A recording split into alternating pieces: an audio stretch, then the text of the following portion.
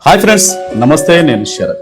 ప్రస్తుతం సమాజంలో కొన్ని వింత ధోరణులు, విపరీత వాదనలు, కొంచెం ఇబ్బంది కలిగించే అంశాలు చూస్తూనే ఉన్నాం. అవేంటంటే ముఖ్యంగా ప్రజల పక్షాన కుటుంబాలను వదిలి పోరాటం చేసే కమ్యూనిస్టులను, అలాగే ప్రజా సంఘాలను, ఎవరైతే సమాజం కోసం పోరాడేవారు ఉన్నారో వారి మీద సెటైర్లు వేయడం, వారిని హాస్యాస్పదంగా మాట్లాడడం పరిపాటిగా మారింది. వాస్తవానికి ఇప్పుడు కరెంటు ఛార్జీలు కానీ, రైల్వే ఛార్జీలు కానీ, బస్సు ఛార్జీలు కానీ, పెట్రోల్ ఛార్జీలు కానీ, ఎరువుల ధరలు కానీ, నిత్యావసర వస్తువుల ధరలు కానీ, ఇంకా అనేక వస్తువుల ధరలు విపరీతంగా పెరుగుతున్న నేపథ్యంలో ఇవన్నీ సమాజంలో ఉన్న ప్రతి పౌరుడికి పెరుగుతాయి కాదంటారా? అయితే ఒక కమ్యూనిస్టులకు, ప్రజా సంఘాలకు మాత్రమే పెరుగుతాయా? వాళ్లే ఉద్యమాలు చేయాలా?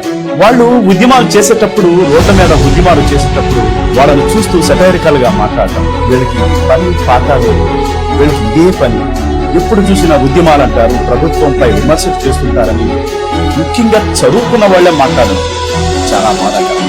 ఈ సమాజంలో ఎన్నో సమస్యలను పరిష్కరించాలని వారు గొంతెత్తి నినదిస్తారు. ప్రజా సమస్యల కోసం పోరాడుతూ ఉన్నారు. అదేమంటే ప్రజల సమస్యల కోసం పోరాడే వాళ్ళని విమర్శించడం ఫ్యాషన్ గా మారింది. మనమే మేధావులుగా, మనకే అన్ని తెలిసినట్టుగా మాట్లాడాలి. ఆ సమస్య మనదిగా ఎప్పుడు ఊహించుకో, అది మన కోసం వాళ్ళు పోరాడుతున్నారనే విషయం మర్చిపోతాం. కనీసం ఒక్క నిమిషం వాళ్ళతో ఉండి ఈ సమస్య మనది కదా, మన కోసమే కదా వీళ్ళు పోరాడుతుంది, ఒక్క నిమిషం కూడా వాళ్ళతో నుంచొని నినదించిన పాపాలు. ఇది కరెక్ట్ అయిన పద్ధతి కాదు. మన కోసం, మన భవిష్యత్తు కోసం వాళ్ళు పోరాటాలు చేస్తుంటే వాళ్ళకి సంఘీభావం తెలియపరచకపోగా వాళ్ళని హేళన చేయడం ఎంతవరకు కరెక్ట్ అనేది నేను ప్రశ్నిస్తాను. ఆలోచించండి.